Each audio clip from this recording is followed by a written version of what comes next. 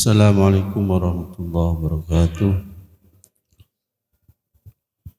Innal hamdalillah nahmaduhu wa nasta'inuhu wa nastaghfiruh wa na'udzu billahi min shururi anfusina wa min sayyiati a'malina. May yahdihillahu fala mudilla lahu wa may yudlilhu fala hadiyalah. Asyhadu an la ilaha illallah wahdahu la syarika lah wa asyhadu anna Muhammadan abduhu wa rasuluh. Allahumma salli wa sallim wa barik ala sayyidina Muhammad wa ala alihi wa sahbihi wa man tabi'ahu ila yaumi alqahu amma ba'd. Para jemaah yang saya hormati, para pengurus DKM Al-Hidayah dan Bapak Ketua DKM yang saya hormati, semua yang hadir, alhamdulillah kita bersyukur pada Allah Ta'ala pada malam ini dipertemukan kembali setelah agak lama mungkin tidak bertemu. Salawat dan salam semoga tetap kepada junjungan kita yakni Nabi Muhammad Sallallahu Alaihi Wasallam, keluarganya, para sahabatnya dan seluruh pengikut, termasuk mudah-mudahan kita semuanya. Mudah-mudahan kita mendapatkan syafaatul uzma dari beliau nanti pada hari kiamat. Amin ya Allah ya Rabbal alamin. Kita lanjutkan bacaan kita. Bismillahirrahmanirrahim. Qala al-mu'allif rahimahullah wa nafa'ana bihi wa bi 'ulumihi fid dharain amin ya Allah ya Rabbal alamin. Wa qala Aliun, dan sudah berkata siapa Aliun? Ali sahabat Rasulullah SAW, juga sekaligus sebagai menantu beliau, yakni Ali suaminya putri Rasulullah yang bernama Fatimah Az-Zahra radhiyallahu anhu. Semoga Allah memberikan keridhaan kepadanya. Kata Ali radhiyallahu an, akhwafu ma akhafu alaikum. Akhwafu ma akhafu alaikum. Yang paling aku takuti, sesuatu yang aku takuti. Maksudnya sesuatu yang paling aku takuti.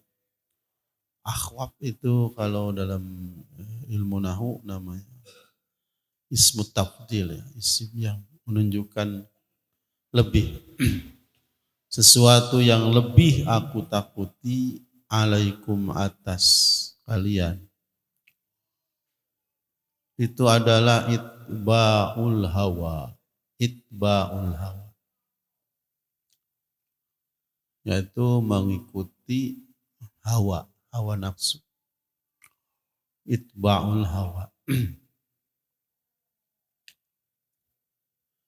Yang kedua yang aku takuti, yang paling aku takuti atas diri kalian, yaitu watulul amal. Tulul amal, yakni panjang angan-angan.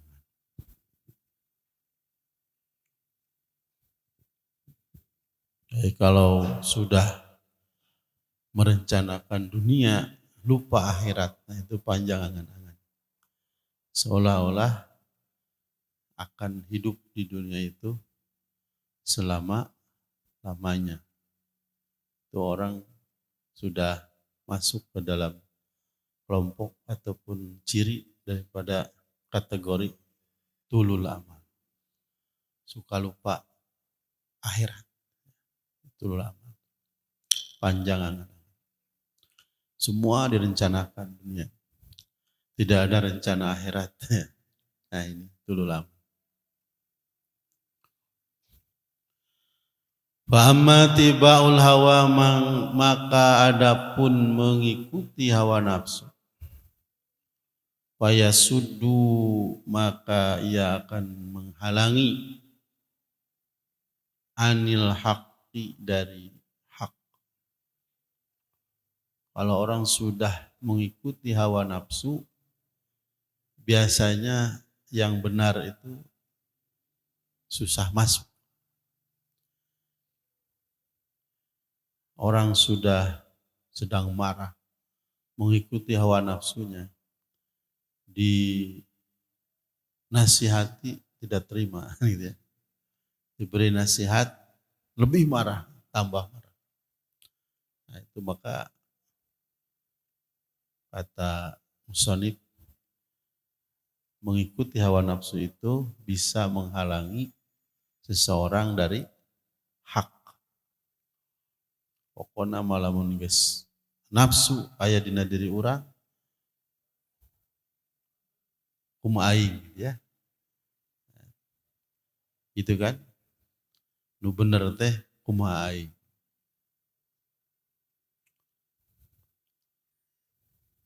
Asal hideung pokoknya mau dodol. Padahal ada yang hitam yang lain, misalnya arang. Tapi dia sudah karena kadang nafsunya sudah membara. Cek aing dodol, padahal arang. Nah, itu kan orang yang sudah keranjingan hawa nafsu. Ittiba'ul hawa, mengikuti hawa nafsu sehingga menghalangi dirinya dari yang namanya al-haq. Wa amma tulul amali, adapun tulul amal, panjang angan-angan, itu payunsa, ia akan melupakan al-akhirah. Yunsal akhirata. Kalau orang yang panjang angan-angan, lupa akan akhirat. Pokoknya mah jauh tapi mauten teh. Teu imut yen urang teh bakal maut. Jadi Islam itu mengajarkan 2 kehidupan, bahkan 3. 1 hidup di dunia, 2 hidup di alam barzakh, 3 hidup di akhirat. Ya, itu ada 3. Kalau saya baca ada buku judulnya 5, ada 5 kehidupan atau 5 alam. Manusia akan melalui 5 alam. Jadi 5 alam itu 5 apa 4? 5 ya, 5. Jadi alam ruh, alam rahim, nah, baru 3 yang tadi, dunia, barzakh dan akhirat. Itu ada bukunya. Manusia melalui 5 alam. Nah, jadi kalau orang sudah tulul amal, itu ingatnya dunia saja, sehingga lupa akhirat. Karena yang direncanakan dunia. Tidak ada kelanjutannya, padahal ada akhirat. Payunsal akhirata, maka dia akan melupakan akhirat. Wa man nasyal akhirata, barang siapa yang melupakan akhirat, lam ya'mal, maka dia tidak akan beramal, tidak akan melakukan sesuatu, tidak akan mengerjakan sesuatu laha untuk akhirat. Orang lupa ya, kalau sudah lupa ngapain ibadah kan? Dia akan lupa karena dia tidak, ya kalau lupa kan tidak ingat ada akhirat, maka tidak direncanakan. Nah kalau ajaran Islam itu kita merencanakan dunia dan akhirat. Sesuai dengan doa kita, Rabbana atina fid dunya hasanah wa fil akhirati hasanah wa qina adzabannar. Bagaimana untuk supaya bisa bahagia di dunia? Nah, ini ada istilah manajemennya, itu ada planningnya. Ini untuk dunia supaya bahagia begini, programnya ini. Untuk akhirat juga sama. Ya. Ada program. Misalnya sekolah, ya, untuk supaya bisa kita ya bahagia di dunia, punya bekal ilmu untuk dunia. Man arada dunya fa alaihi bi ilmi. Barang siapa yang menghendaki dunia, maka hendaknya atau harus mempunyai ilmu tentang dunia. Wa man aradal akhirah, barang siapa yang menghendaki akhirat, sama, fa alaihi bi ilmi. Wa man aradahuma, barang siapa yang menghendaki keduanya, fa alaihi bi ilmi. Jadi ilmu salah satu bekal untuk meraih kesuksesan, kebahagiaan dunia maupun akhirat. Sekolah ya untuk ilmu dunia, ngaji untuk ilmu akhirat, misalnya begitu. Nah, ini kasab kita atau usaha kita. Orang yang lupa akhirat tidak beramal untuk akhirat. Wa man lam ya'mal laha, dan barang siapa yang tidak beramal untuk akhirat, udima ilai, maka akan datang ke akhirat, kepada akhirat itu wa huwa muflisun, dalam keadaan muflis. Apa itu muflis? Muflis itu artinya bangkrut. Tidak punya apa-apa. Kalau kita punya modal 10 juta, habis semua, tidak ada batinya, itu namanya muflis. Ya. Kalau masih ada modalnya, belum muflis, itu masih ada. Tapi kalau sudah modal tidak ada, apalagi laba, keuntungan, berarti itulah muflis. Dunia. Bagaimana muflis akhirat tadi? Lam ya'mal di akhirati. Karena dia tidak punya amal untuk akhirat. Berarti shadaqallahul adzim, ya. Benar firman Allah Subhanahu wa taala, wabtaghi fima ataqallahu daral akhirata wala tansa nasibaka minad dunya. Carilah, ya, dengan apa yang diberikan oleh Allah kepadamu. Allah sudah memberikan modal kepada kita. Maka modal itu untuk digunakan untuk mencari darul akhirah, untuk mencari kehidupan akhirat. Minimal kan modal dasar kita itu badan sehat, ya kan gitu ya. Badan sehat, pikiran waras, ya. Tidak gendeng, ya kan? Pikiran kita waras, ya. Hati sehat, ya. Salim, ya. Selamat. Perasaan juga sehat. Jadi empat modal itu saja sudah cukup untuk kita melangkah di kehidupan ini, baik untuk meraih kebahagiaan dunia maupun akhirat.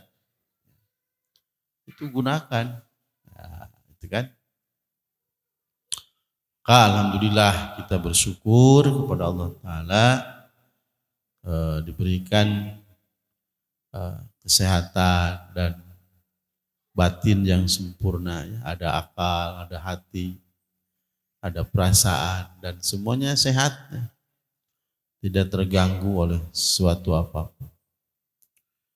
Jadi orang yang datang kepada akhirat, ya, yang tidak memiliki amal ketika di dunia untuk akhirat, maka dia muflis,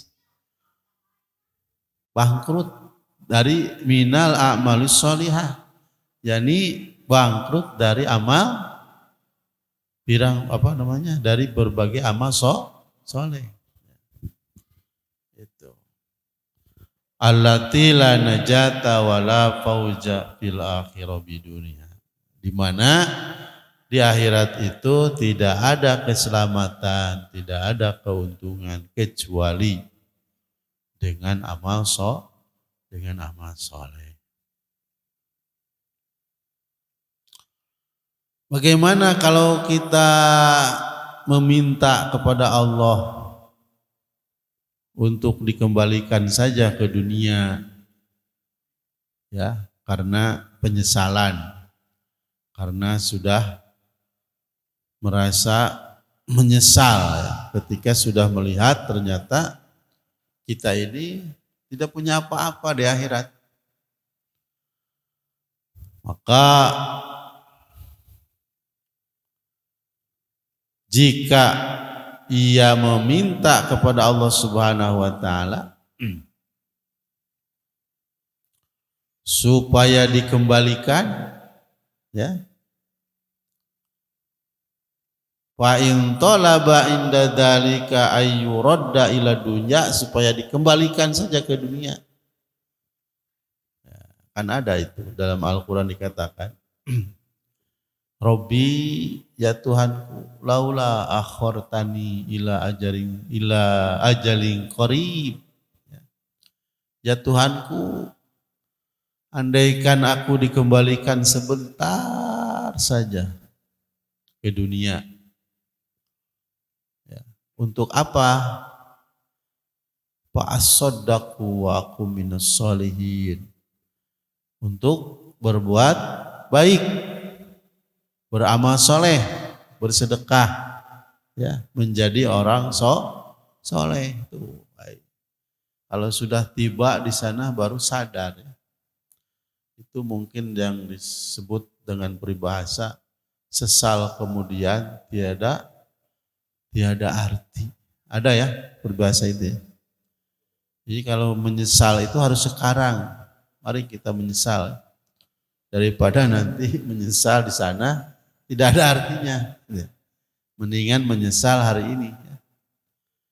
Saya ini menyesal tidak mulai melaksanakan kewajiban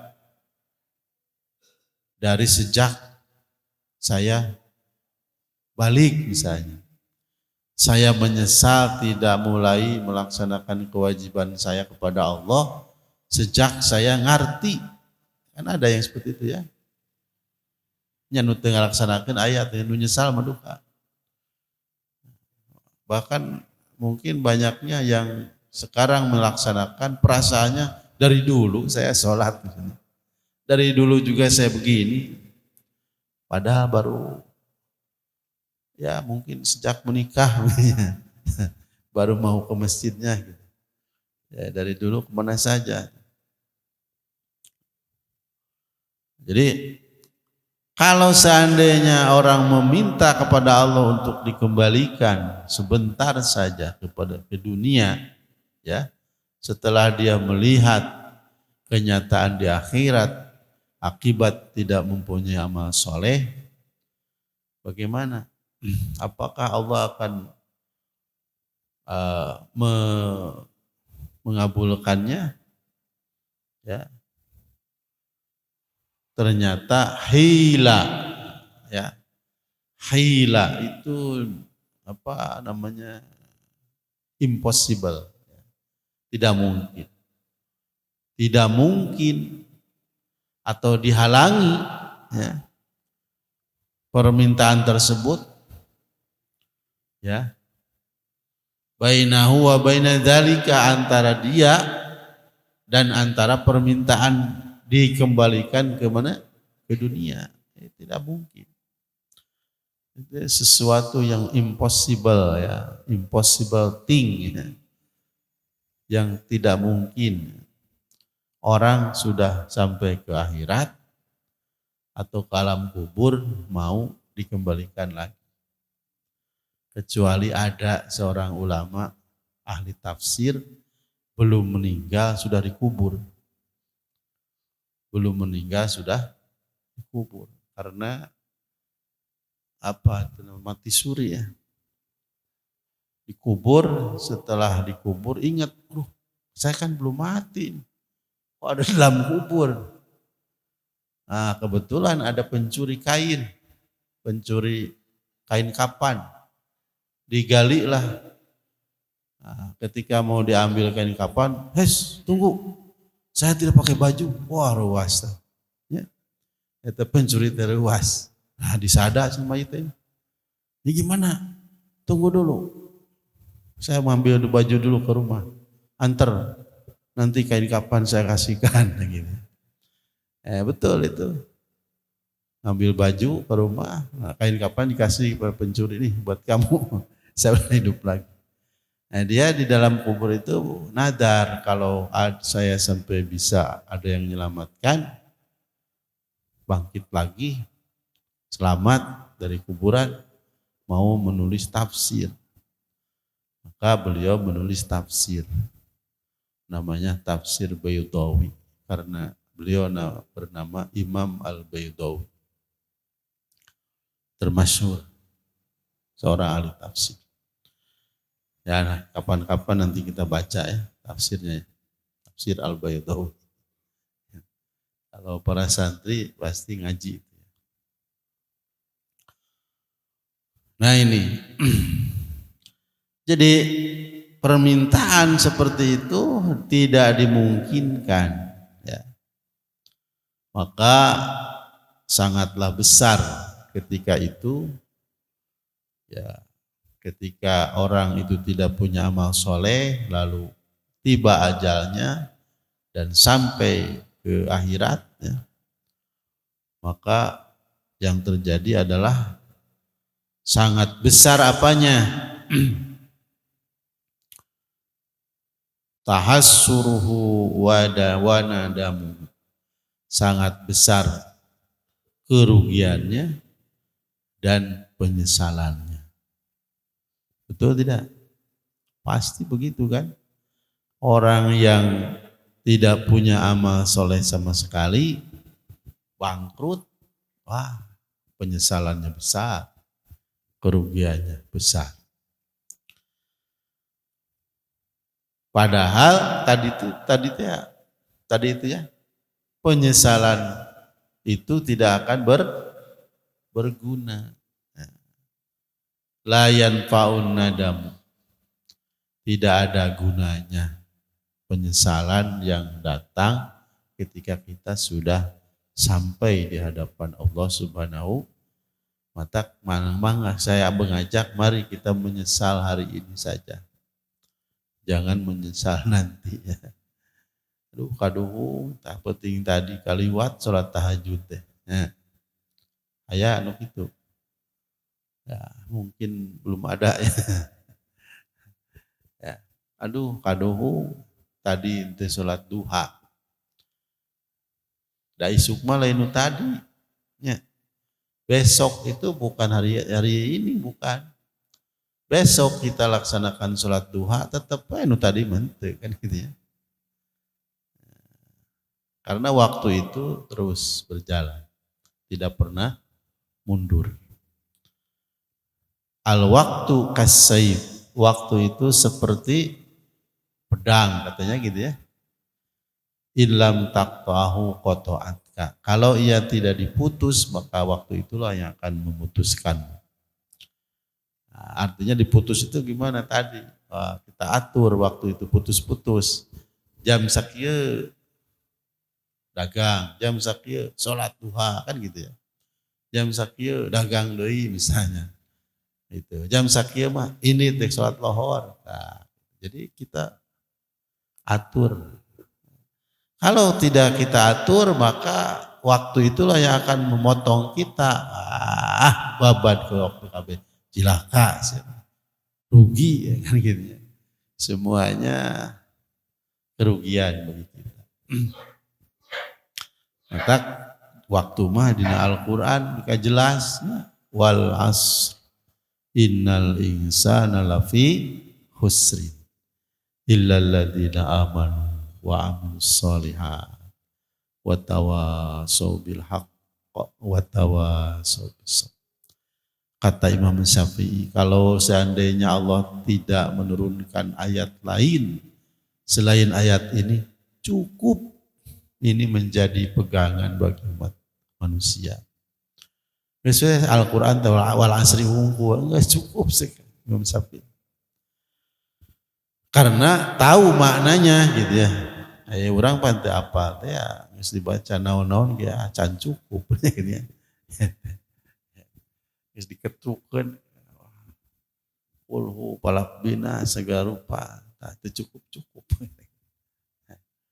Ya, karena apa? Karena tidak hafal, ya. tidak memahami isi. Imam Syafi'i membaca ayat kursi, ayat apa tadi wal asri itu al asr cukup. Baik. Jadi tadi lanjutkan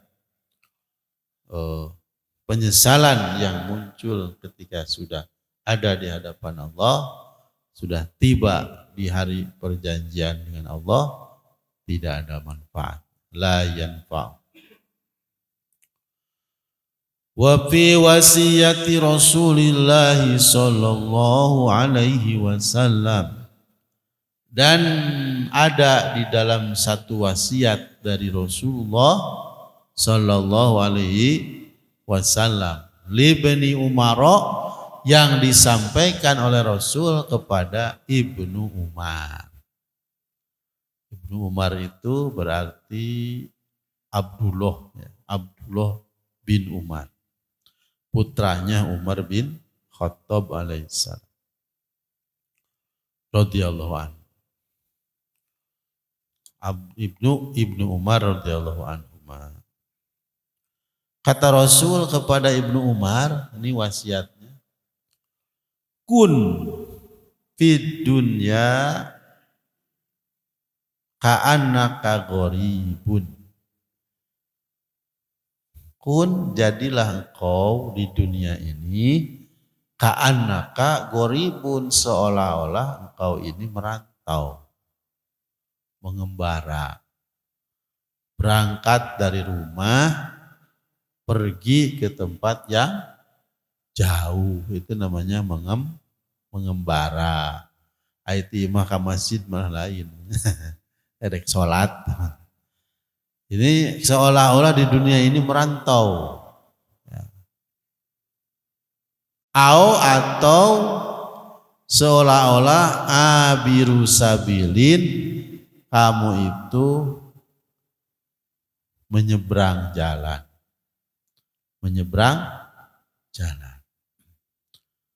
Berangkat jauh, pulang apa tidak? Pulang ya. Kita ditempatkan di dunia, pulang, pasti pulang. Kemana pulangnya? Ke akhirat. Orang yang berangkat dari rumah, pulang. Kan gitu ya. Kita juga sama. Ditempatkan oleh Allah di dunia ini, pasti nanti akan pulang. Kullu nafsin dha'iqatul maut.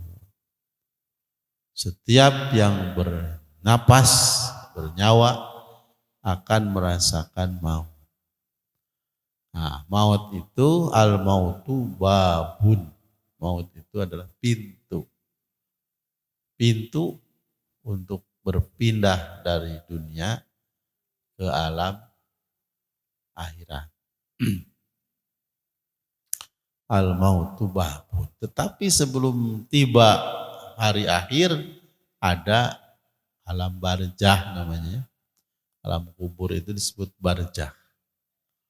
Karena di situ antara dunia dan akhirat ada menghalangi antara dunia dan akhirat. Dinding antara dunia dan akhirat.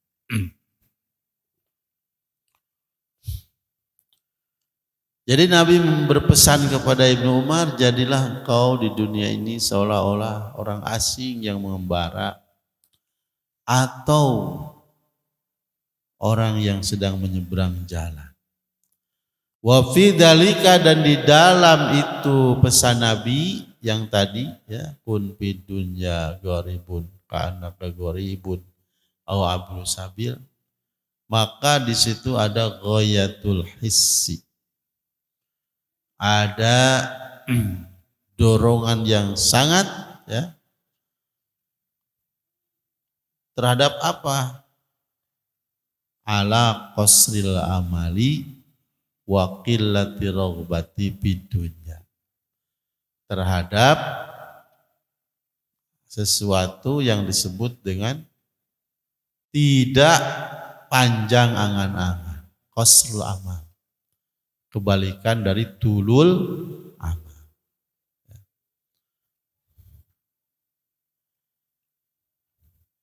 Amal, bukan amal, tapi amal dengan alif. Kalau dengan ain itu kan pekerjaan. Kalau amal itu dengan alif itu angan-angan. Warogbat dan warogbati fi dunya, dan kesengsem.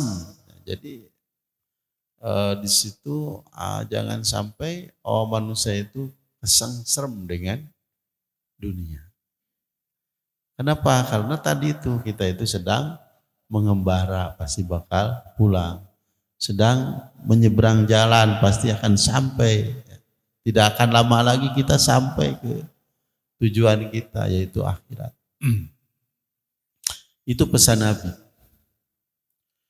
Wa kana Ibnu Umar, dan ada Ibnu Umar itu yaqulu berkata atas pesan Nabi tadi, maka Ibnu Umar berkata, idza asbahta fala tantadiril masya. Apabila kamu berada pagi-pagi, maka jangan sampai menunggu sore. Artinya apa? Kalau misalnya pagi-pagi kita punya pekerjaan, selesaikan aja. Nah, jangan nanti-nanti ya. Kita itu kan penyakitnya suka begitu ya. Nah, tar sok ya. Tar aja besok. Seperti dia tahu bahwa besok masih hidup. Padahal kita tidak ada yang tahu ya. Besok kita masih hidup apa enggak ya.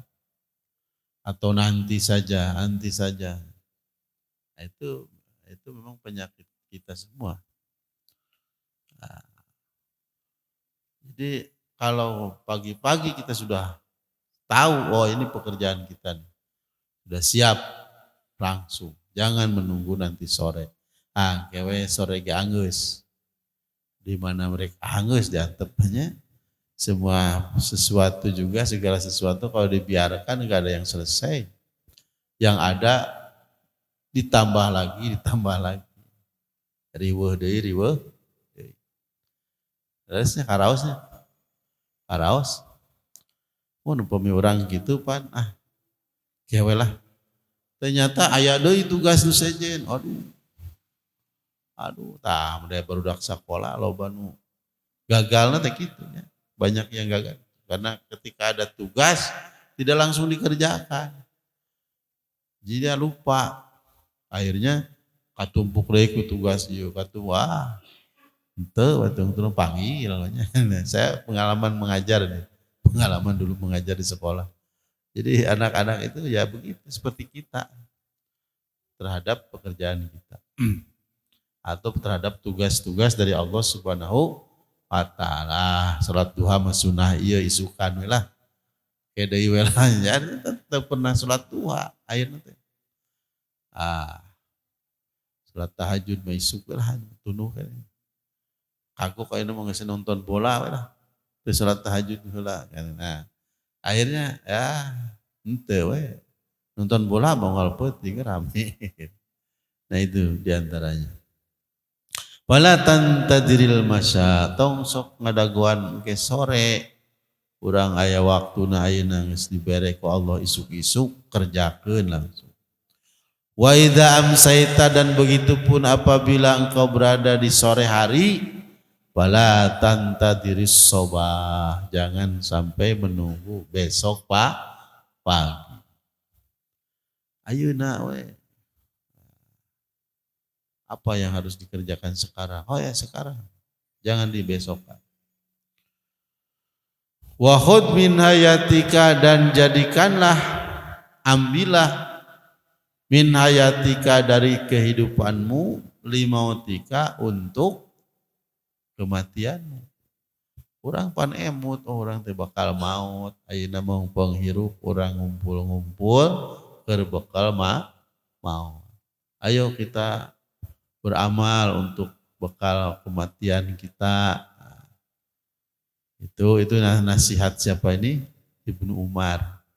Karena sudah diberi nasihat oleh Rasul, hei Ibnu Umar, jadilah kamu di dunia ini seperti orang merantau. Itu dijabarkannya luar biasa ya. Cerdas Ibnu Umar.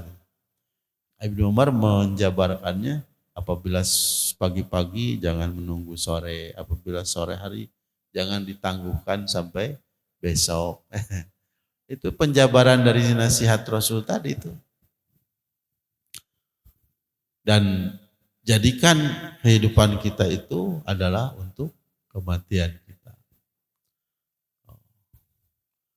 Wasihataka lisakomika, dan kesehatanmu, kesehatan kita ini untuk waktu kita sakit. Aya pengajian ya malam Jumat teh rutin asa barosen nya moal Jumat teh ngaji we. Tah eta balikeun ayeuna pangarti kadiekeun kana Ibnu Umar.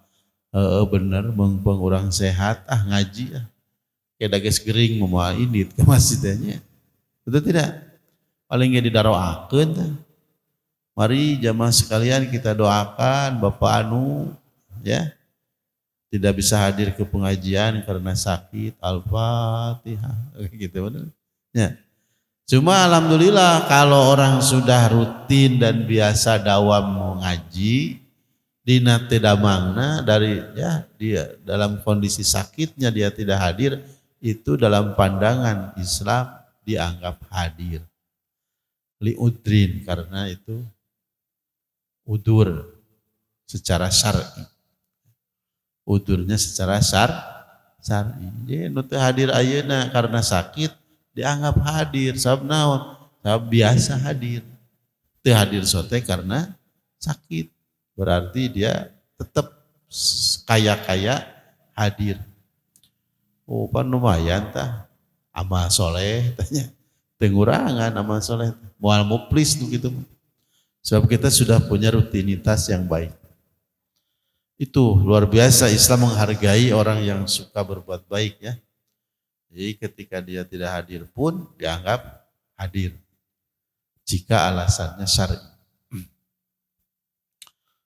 Tekieu bejakeunnya ka jengan ka DKI kurang gering. Padahal teu tah eta mah ngaran teh hadir. Da eta mah ngabohongan. Ya. Bejakeun urang gering. Padahal teuing naon gitu. Nah itu mah bukan ini. Geringna bejakeun unggul gitu. Sebenarnya teh gering gitu kan. Yang sebenarnya tidak sakit. Ya, teruskan ya. Itu wasiat dari Nabi kemudian dijabarkan oleh Ibnu Umar seperti itu ya.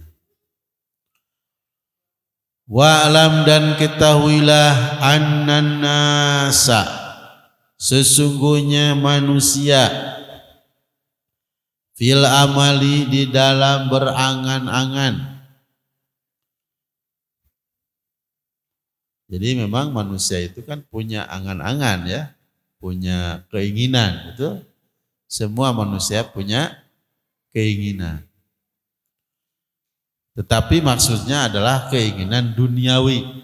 Nah, jadi kalau ada al-amalu, alifnya amalu, nah, itu berarti angan-angan dunia. Sesungguhnya manusia itu dalam berangan-angan, dalam hal punya angan-angan terhadap dunia, itu ala salah sati asnafin, itu terbagi kepada 3 jenis. Jadi angan-angan terhadap dunianya itu ada 3 tipe lah, kira-kira begitu. As-sinful awwalu, tipe yang pertama, wahum as-sabiquna, mereka itu adalah orang-orang dahulu. Jadi dari generasi pertama. Yakni minal anbiya, dari kalangan para nabi, wasiddiqin dan wassodiqin, dan orang-orang yang sodik, yang benar, yang mengikuti ajaran para nabi. Bagaimana mereka itu? La amala lahum aslan. Jadi mereka itu benar-benar tidak memiliki keinginan besar terhadap dunia. Nah, itu tipe kaiji. Fahum ala dawami mustasyruna. Mereka itu senantiasa waspada, ya, waspada linuzulil maut, akan ada hadirnya kematian. Eta orang memberencan tepi kadinya namanya, da poho wae juga teu moal pae, moal maut. Jadi kalau orang-orang generasi yang para nabi itu, para shodiqin, hampir kahayang karena dunia, hampir tidak ada kemauan terhadap dunia. Sabab naon nu ingatna teh sok sieun ieu ayeuna teh maot. Pan urang mah keur gering yang raja wayang.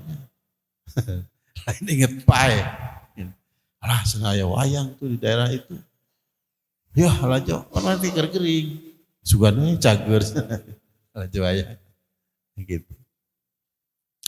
Nah, jadi keinginan dunia itu ada 3 tipe. Yang pertama, kalangan para nabi, para shodiqin itu tidak ada hasrat besar terhadap dunia.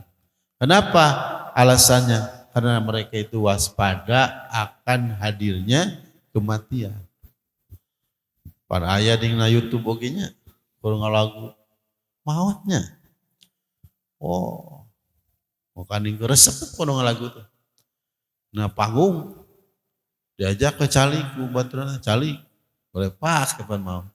Nah, itu diwaspada. Kalau orang benar-benar waspada akan hal itu, mungkin hasrat itu akan dia tolak. Ya, karena takut akan hadirnya kematian. Musta'iduna lahu, sambil bersiap-siap. Lain sieun nunggunya sieun maut, tapi teh siap-siap deh. Karena maut teh. Aisieun maut, nah itu tara salat. Hongkos sieun maut, tapi tara amal soleh.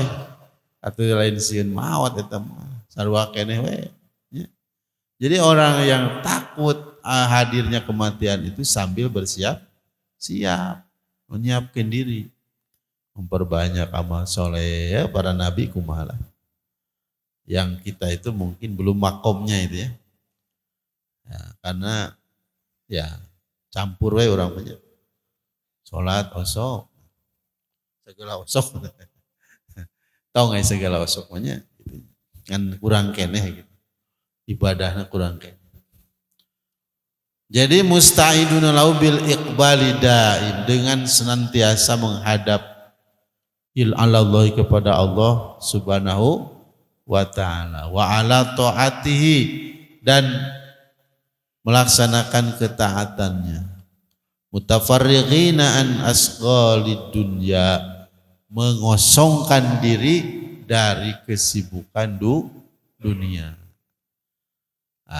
Kalau kita masih banyak jadwal keduniaan, kalau orang-orang yang as-sabiqun itu menghindari kesibukan duniawi, tapi lebih banyak jadwal untuk amal akhirat. Itu kira-kiranya kebalikan. Urang mah isuk-isuk naon ya jogging. Kayak jam salapan naon deui. Wah. Kan banyak itu kegiatan duniawinya. Terus mana tuh teh? Bisa? Alhamdulillah. Sampai sana dulu ya. Jadi Pak baru menceritakan tentang tipe pertama dari orang apa namanya dari apa tadi angan-angan dunia ya. Sekian saja, mudah-mudahan ada manfaatnya untuk kita semua. Terima kasih atas perhatiannya. Wallahul muwaffiq ila aqwamit thariq. Wassalamualaikum warahmatullahi wabarakatuh.